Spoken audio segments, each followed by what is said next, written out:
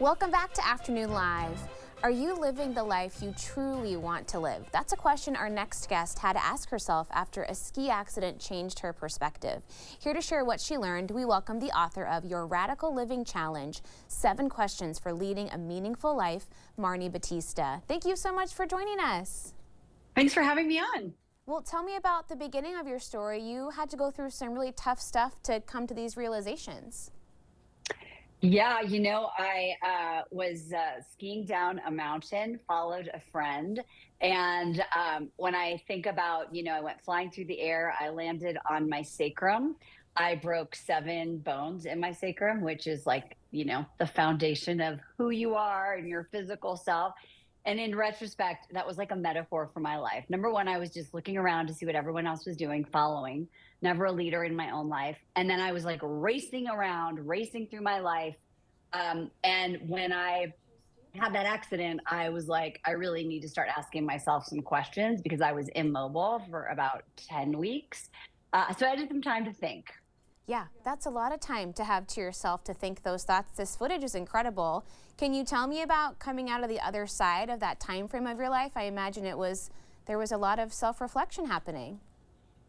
Yeah, the first thing was I really had to understand that, everything had to break so that I could kind of rebuild my life, and realizing that I had built my life sort of from the neck up, thinking like, what does success look like based on what society was telling me, what generational legacy of what success is, my family.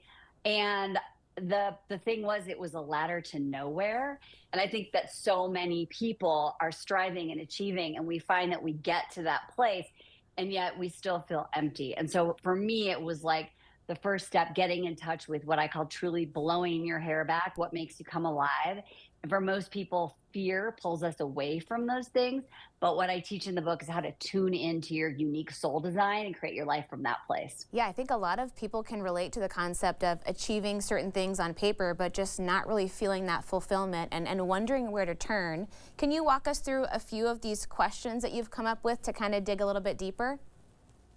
Yeah, absolutely. So one of the first questions that is in the original text of these, they come from the Old Testament, um, was were you honest with money? And I thought that was a really interesting question to be asked in a long, long time ago sort of setting. And what we kind of came up with after really looking at that is that the intention was that if you were honest about money, then you would probably be honest about a lot of other things in your life. So when I sort of universalized and modernized that question, it became, are you radically honest? And I think that so many of us are honest to the extent that we interact with other people in a way of honesty more often than not. But where we fall kind of through the cracks is that we're not honest with ourselves. And so for so many people, that climbing that traditional success ladder, climbing higher, bigger titles, more money, more stuff that we've been taught defines us. Um, what happens when you get radically honest is you understand that instead of climbing higher, you kind of want to go deeper and build a life that feels rich, not just looks rich. Um, and so that honesty isn't about throwing away your success. It's about aligning what you are doing in your life with your soul's truth so that you can have meaning and fulfillment and also have a stable, secure life. Yeah, that radical honesty, it's not always easy, but it can often lead you in some really incredible places. How would you describe your life now with your family and just your whole perspective on things versus that person before the accident? Oh my gosh. Well, step by step, I say I blew up my life, but I didn't do it all at once. I did it brick by brick, sort of. I took them apart. Um, and so I ended up selling my house in Los Angeles that I lived in for 25 years. My husband and I did a series of experiments, which I teach in the book, like how to take baby steps and scale a big idea down.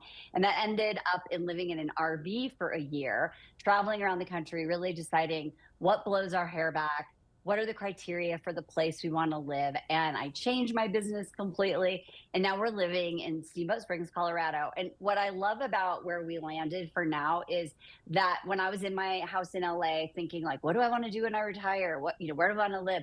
I only knew what I saw from other people. This process like pulled this life and lifestyle out of me. I could never have thought about it just by like Googling it or putting pen to paper. So fascinating. Hey, thank you so much for spending some time with us and sharing part of your story today.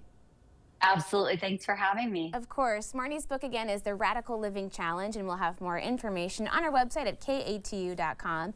We'll be right back with more Afternoon Live right after this.